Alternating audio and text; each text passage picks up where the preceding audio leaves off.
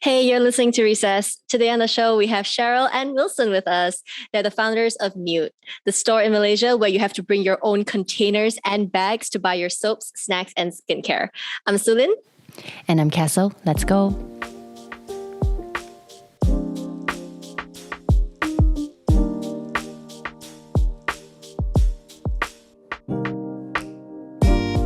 Hi, Cheryl. Hi, Wilson. Welcome to the show. How are you today? Hi, SueLyn. Hi. SueLyn. Thanks for Hi, having Cheryl. us. Really happy to jump right into this. So, fun fact, I'm from Penang. 10 years ago, we had a plastic bag charge where we basically have to pay for your plastic bags. And then in 2019, we took that a step further. And on Mondays, you can't even get plastic bags, even if you try to pay for them. So generally, out of Penang, just Malaysia in general, what do you think about the average Malaysian lifestyle and its ecological impact? Whoa, okay. I think Malaysians or humans in general are leading I would say there's a lot of waste in our lives. A lot of it we see it, some of it we don't. We're leaving behind a very bad ecological footprint, really. It's very unfortunate, but I think a lot of us don't really think much about it because that's kind of what we're used to. When we live our lives every day. We do the things that we need to. We go to work, we get stressed. So we really don't think about, the finer details that actually leave a long-term impact on the earth. I recently read an article, SW Corp Solid Waste Corporation Management in Malaysia, which has recently taken over solid waste in Malaysia. They have released the figures to say that there's amounting to 7 Olympic-sized swimming pool of food waste that is thrown every day, which means it all ends up in the landfills. And that's really scary to think, like sometimes we don't finish our food, what do we do with it? It's just a little bit that we're like, okay, let's set it aside and it's okay, someone will dispose of it. But accumulatively, we have so many people in Malaysia doing that. So it all adds up. And that's a really scary thought because that's only food waste, It's really painful to read as well. And then you combine them with the packaging waste and, sometimes we leave our car engines on. And that itself also adds up to the whole, the pollution and the air that we're. So there's a lot of waste, but it's not all doom and gloom. I think there's a lot that, we can work on. There's a lot of awareness that needs to happen. Education is already very good. I think we're being more woke. Yeah. Trying to be in Wilson, correct? Woke. We're being more conscious now, and it's great that the government's, ramping up and doing a lot of stuff. Like you said, Penang started it all off. I think in Klang Valley, it's still 20 cents per plastic bag. And sometimes when I'm at the cashier, people still, it's like, oh, it's just 20 cents. Just gimme. I need to throw my rubbish anyway. And I'm like, oh, but that's all going to the landfills. I know your plastic are going to the landfills, right? Yeah. But yeah, it's good. We're doing something. We're going somewhere. Better late than never. I think things are looking up. We're seeing a lot more new customer faces in the store, which means people are trying. People are really trying, and I think that's fantastic. Yeah, I think especially when it comes to Malaysia, you have to also look at the economic and social factors of it. In a lot of European countries, US, there are a lot of comparisons on who's doing better and so on, but it's not so much of that. It's a lot to do with the education and the awareness. And in terms of that, where we are in Malaysia, we're still very much in the education phase, but there's still a lot of areas for improvement in very infrastructure type of matters, such as how does the waste actually get disposed of, how the landfills can be substituted for something more sustainable, and so on. And in terms of the consumer wise, we're still very much thinking of, okay, what's the cheapest price that I can get my veggies at, or what's the easiest way I can get it, or tapao, what 15 ringgit is so expensive. I can go get my tapao for 5 ringgit or 6 ringgit. But you don't really think about the packaging and all, because it's not top of mind. It doesn't become a priority. Instead, our lifestyle is as such that people are prioritizing convenience, which is natural all over the world, but more so in Asia, it's a very economic thought process. So a lot of people, especially those who are not doing economically well, especially during this COVID times, that economic factor still plays at the top of their head rather than anything else. So there's still a lot of ways to go, but definitely we see, ever since we started until now, there's a growing community who is interested in doing better. And right now, we are definitely living in a world and a season of convenience. What are some of the challenges that you guys have faced when you introduce this concept to a people where they have to bring their own containers and jars to buy their basic necessities at Nude? In terms of convenience, it's definitely a change of habits, because we've been so used to going into the supermarket, pop in, look at the shelves, see something you like, just grab it off the shelf, and you're done, right? So that is the shopping habits that have been inculcated into us. But at Nude, for example, when you want to do shopping, it's what we call slow shopping. So before COVID happened, you could walk into our shop, you could browse, you could take your time to fill in your jars, your containers, and so on with food. And typically, a shopping trip, if you want to rush it, you could, if you're very familiar with the process. But typically, a shopping process in our store would probably last about half an hour to an hour. Not because it has to, but because a lot of customers, when they come in, they discover, oh, okay, this product is interesting. Let me ask about it more, or let me think about how much I need at home. So it becomes a very conscious effort when you are shopping. So hence we call it slow moving. So that is a habit change, definitely. The first 1 or 2 tries when you do shop at Nude, it may feel inconvenient, but as long as you're excited about the process, as long as you understand the reasoning behind it, after 1 or 2 tries, it just becomes a new habit to form. Yeah, just to add on, I mean, when we first opened, it was quite a foreign concept. Like, firstly, bringing your own containers, and then we're like, okay, the weighing scales are there. You just have a look. This is how you do it, And people were really getting into it because they can touch, they can see, they can pop it open and like, oh, wow, this is really great. It might be something that I could work with. What do you use this for?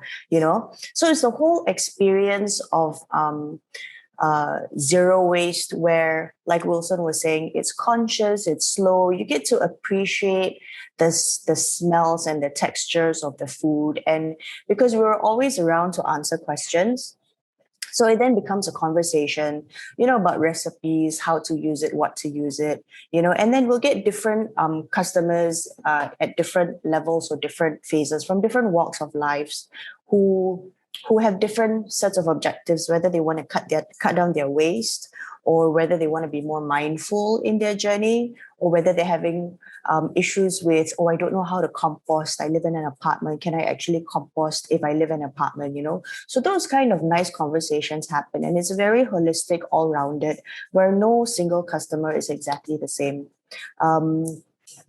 So the consciousness is a really important thing, because then you begin to like slow down, and you're in this space where initially could be quite intimidating because zero waste is quite new, and people think that there are all kinds of expectations like, oh, I cannot use plastic, oh, I cannot bring plastic. That really isn't it, like a friend of mine says, it's not what you use, it's how you use it. So you can reuse plastic over and over again. So again, the consciousness comes in where you take care of a certain item. It lasts a long time, then you can continue to reuse it over and over again. So the mindfulness and the consciousness, kind of leads to a very nice little Zen feeling in this crazy world that we live in. So speaking of your misconceptions, then, as you mentioned, people have this idea of certain things cannot be done a certain way. There is this idea that eco-friendly products are more expensive or they're more costly. What do you have to say about that? Did I chime in the economic part? I think to a certain degree, when you say environmentally friendly or eco-friendly, because it's like either natural or organic, the misconception is there. When you say organic, organic is expensive. I think it's like what, Wilson, 4 times more expensive than the natural products that we have. 3-4 times. I mean, it's warranted because there are a lot of things like they don't use fertilizer. The land and soil has to be prepared and cultivated for 2 years before they can actually go organic, and there are a lot of things that actually go in it. So I think that misperception is there. In Nude, we do have organic items. A lot of it are natural. Our direction was to bust the myth that zero waste shopping is expensive, because really it isn't. You just come in with your containers and you weigh and you refill, right? So we wanted to inculcate that habit first, and then kind of slowly work our way through it. And it's great because it is slowly changing the mindset and the behaviors of customers, and that's exactly what we want. Because there are certain things that you can't find in Nude, for example, and we will suggest to them where to go and get them. Just bring your container. And recently in supermarkets and hypermarkets, they're also moving to the weigh concept, where you can bring your own containers if you want, but they do provide the spools of plastic at the side. So, customers who didn't bring their containers or are not very aware of it, they'll just take the plastic because people give, I take lah. That kind of mentality. So yeah, it's nice to see that the zero waste community in Malaysia is growing, and they're sharing a lot of tips online, on Facebook, Instagram, and there are a lot of advocates out there who are, taking it upon themselves to share their stories, which is fabulous. Everything should be shared. Yeah, and in terms of sharing, when we started this out, I had no idea about zero waste. Cheryl had much more better understanding of what the zero waste and not so much of zero waste, but more on sustainable practices in our lifestyles. So actually, how we got around to starting the store was, we hung out as friends, and then one day we were drinking at a table, and then I was using the straw.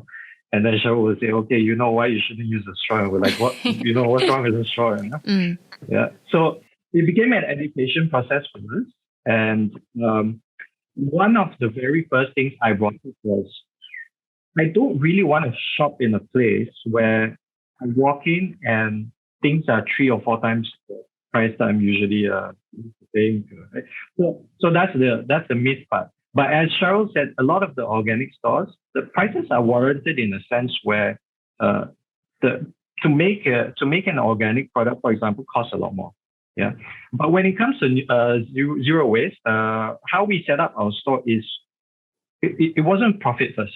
Our objective wasn't profit first. Our objective was really to break down that myth that you just mentioned, and make sure that when people come in, they look at the prices.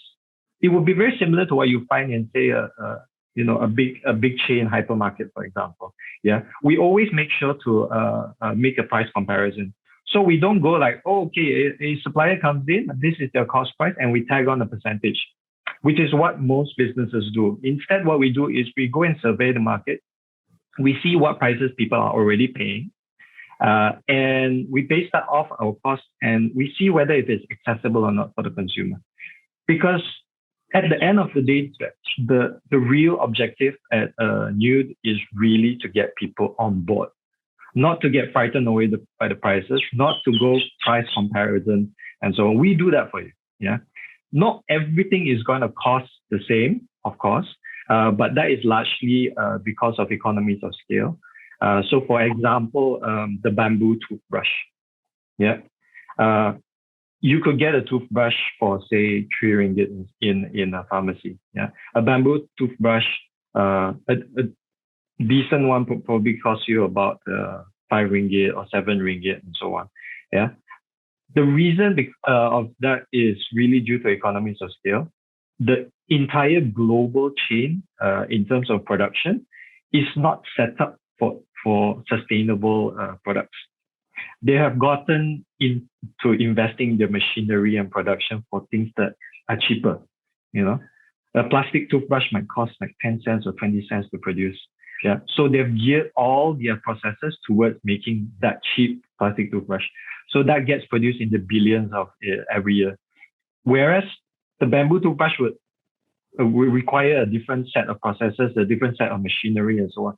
And instead of billions, you probably make millions. So you couldn't make a bamboo toothbrush cost 10 cents or 20 cents to make. It will cost significantly more. So hence that cost reflects in what you see in the store. So certain things are a bit more expensive, but we always try to cut down those prices, even if it means sacrificing some profit margins for them. So I was looking at your prices just to compare whether or not they would be cheaper or more expensive. And like you mentioned, some things are cheaper, some things are more expensive. Like, for example, the liquid detergent was about 5 ringgit per kilo. Name brands are about 10 ringgit per kilo. So in some cases, it is cheaper. But then the question becomes quantity over quality. Is it true that eco-friendly products are less effective because, you don't have your harsh cleaners? Are you actually that good at removing stains or killing bacteria? I'll prelude this. I think Cheryl should answer this, but I'll prelude this by saying we use pretty much all the products in the store ourselves. And it's a testament to whether if it's actually practical in our daily lives. So Cheryl uses a lot as well. Yeah. I don't know. I really think there's a wide range of variety of products, cleaning products out there. Some are natural, and then some people think it's not effective. Some people use chemicals and they're like, oh, it's harsh, but it really works and I really need it. So I really think the wide range out there, it's like buying a car, right? The whole objective is to get from point A to point B, and then you buy a nicer car, it costs more. You buy a, slightly cheaper car, but the objective is still there. I believe in using natural products. It works fine for me. Something as simple as baking soda is so effective. Vinegar is so effective. I think just kind of scaling back and going back to how things used to be 40, 50 years ago, and just kind of, simplifying things instead of, over complicating life, really. If you ask me, the kind of products that we carry in store, again, like Wilson was saying, we actually do a lot of sampling and a lot of testing, to make sure that the efficacy is good and it works, because we're customers as well. We're consumers as well. We need to understand the product, what goes in it, the ingredients, and why it is as effective as, say, a chemical one, right? Without the sin that comes along with it, because everything that we use washes into the waterways and it changes the balance of the ecosystem in the water. A lot of us don't realize that. Something as simple as shampoo, for example. It contains SLS and SLES. A variety of names come along with it, but it creates the foam in our shampoo that we're so used to. When we wash our hair without the foam, it feels like it's not clean. So it's a psychological thing, right? And all of us go through that. But it does contain this chemical called SLS, which washes into the waterways, and it just changes the balance, and it pollutes the water, essentially. And can you imagine the amount of people using shampoo all around the world? What kind of impact that would actually cause? So yeah, I use the products at the shop. It's great. I feel clean. My house is clean. Everything's good. It doesn't have to be so complicated. Just simplify things. Some of your products need to be stored in dark bottles to prevent light exposure because they are quote-unquote biodegradable. What is a biodegradable liquid? Okay, I think Wilson can take this one. Okay. I think in terms of having products stored in dark bottles, it's not so much of the biodegradability. What we do recommend for some of our products, such as Grams, which is a local brand that produces fully natural, 100% natural, including the preservatives. Fully natural household products or pest repellents, like your mosquito repellents, your cicak repellent, that's very popular in the store as well. So these are all fully natural products, and because they don't have any preservatives and a lot of things like essential oils and plant extracts are formulated inside the solution, they are sensitive to UV or light. Those need to be stored in dark bottles to keep the shelf life as long as possible. But when it comes to biodegradability, it's not so much on the bottle. I think probably for that side, there's no issue at all. Yeah. Okay, so I'm known as a COVID girl on this show, so I have to ask the COVID-related questions. Since 2020, we have had a very significant lifestyle change. We've stopped traveling so much, for example. There's no air travel, no one's driving to work, everyone's working from home. But on the other hand, you kind of have an increased frequency in things like takeaways. So how do you think COVID has impacted our environmental waste production or environmental output in general? Huge impact. We'd be lying if anyone would be lying if they said that COVID has not been a huge impact in terms of sustainable practices. Even in my life, trash output has definitely increased, right? But again, it comes down to the situation you're in, the kind of environment you're in as well. Zero waste is not about doing it perfectly. It's really about doing what you can to reduce as much unsustainable trash, unsustainable practices, and so on. So the same concept still applies. Cook more at home. A little bit more effort, which is common within the whole zero waste conversation. You come and shop with us, a little bit more effort, But the output is you have less trash and you contribute as a collective society to a better environment. Things like that will help along the way. Yeah. I think when COVID first hit, it was wow. There was a lot of mixed feelings for me. Most of it was, wow, everything's stopping. It's like the world needed to slow down. And it was a forced slowdown from, Mother Nature was telling us something and it was time to slow down. And we were forced to slow down. And suddenly you see animals coming out, wild animals walking the streets because there were no humans on the roads. There were no trucks. There were no cars. Suddenly like green is flourishing, and all that, which is fabulous. But then on the other hand, there were a lot of people suffering as well. So just like Wilson said, it really depends on your environment and background. Did our trash input increase? Yes, by a little bit. But we were still going out. It was a mental thing for us, okay? We had to make sure we had our masks, our sanitizers, we'll bring our containers and we'll try our luck. And most of the vendors and people that we used to buy from, they know we're regulars and they know that we'll come with our containers and, we don't want, disposables and everything. So they're used to us. And that's the good thing about going to the same place a lot of the time because they recognize you and they know your habits. And that's great for us. And although our trash output did increase a little bit, it wasn't very, very significant. And Wilson was right. We did cook a lot more. Healthier food like vegetables and stuff like that because there was we'll just go to the pasar and we'll just buy one shot. We'll make sure we store it properly in the fridge so that it lasts longer and we don't have to go out so frequently, So I think it was all these small things that actually helped us keep our trash, although it did go up a little bit, but it was not like significant.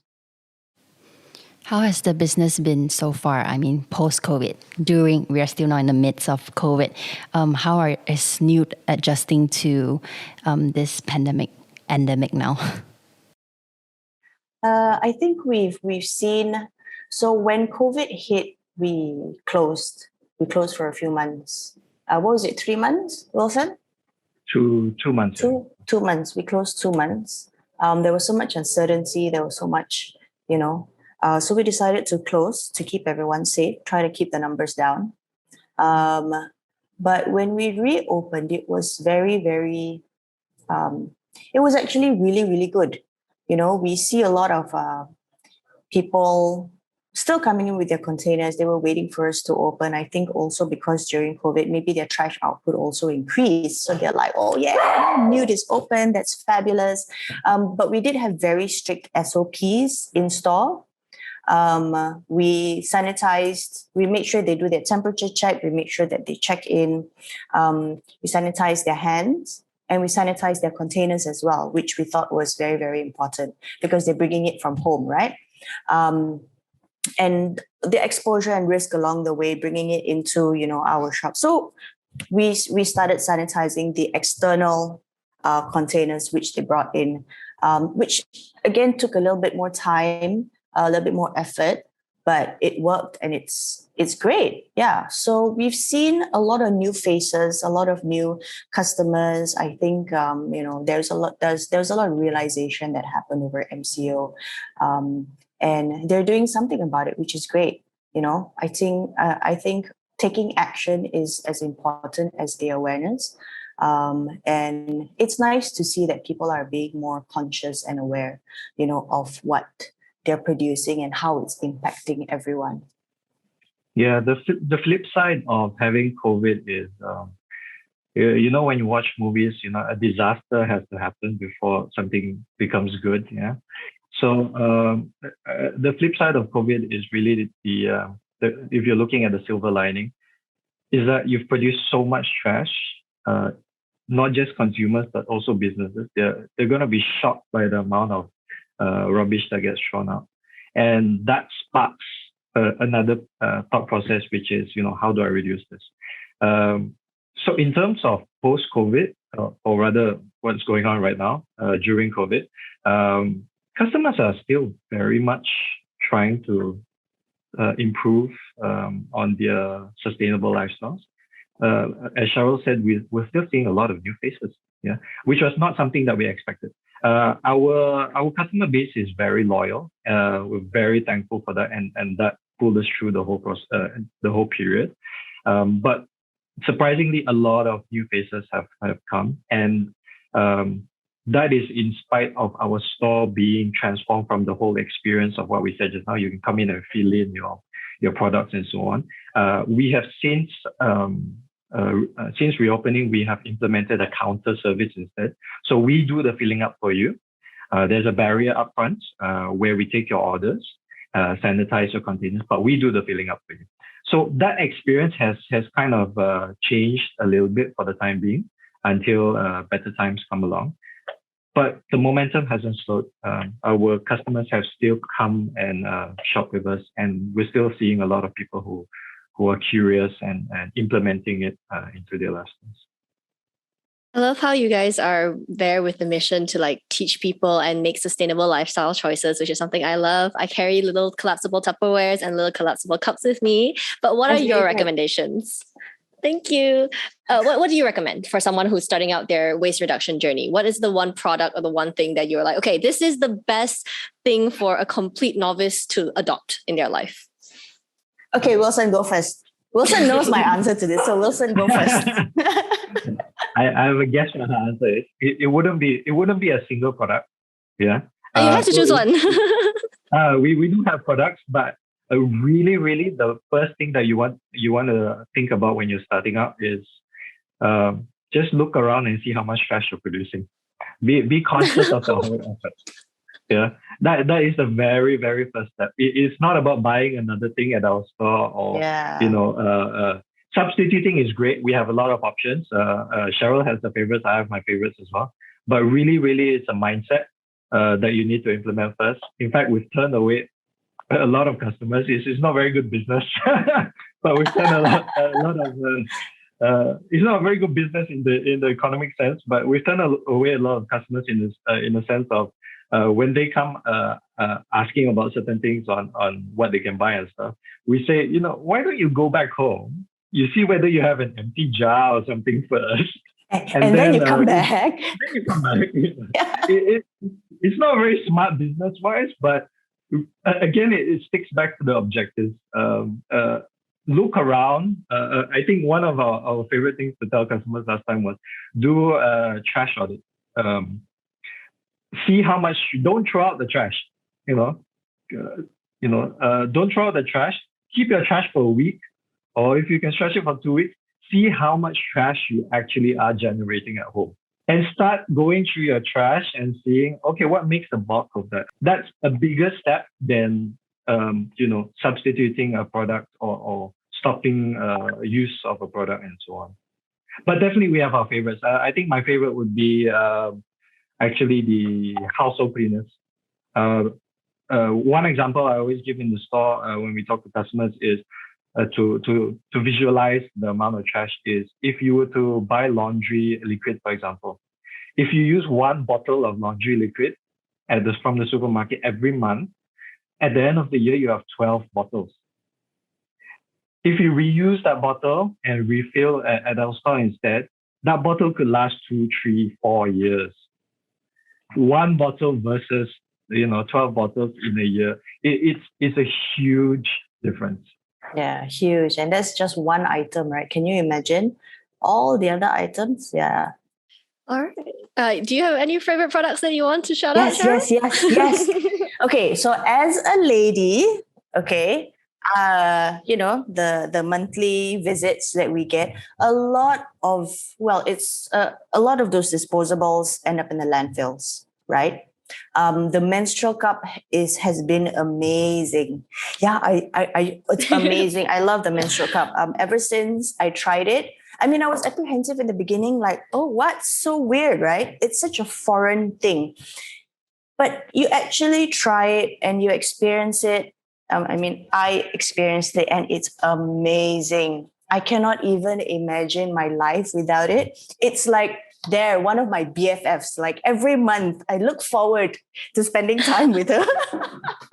It's so weird, right? It's like just thinking of how much waste I've saved from going to the landfills and everything. It's amazing. Yeah. So we like to encourage females. So we get very excited when girls come into the store and ask us about the menstrual cups, because it's very different when you read about it online, when you watch videos of someone telling you about it. It's different when you can come and feel it and touch it and have a conversation with someone who actually uses it, So the lines have always been open between us and the customers. And whenever they have issues, we talk about it and stuff like that. So yes, my number one from the shop is the menstrual cup. I definitely have to agree with you, Cheryl, because I am also a menstrual cup fan. And if I continue, this podcast is going to be an hour long. So I just have to end it here. I'm so sorry. But I love how our question was recommend a product. And then you go no, let's recommend a lifestyle change. And I think that if for nothing, that speaks to the genuinity and the truth of your message. Thank you guys so much for coming on the show. It was very educational and very fun to have both of you. Have a great day. Thank you so much. Thank you so much for having us.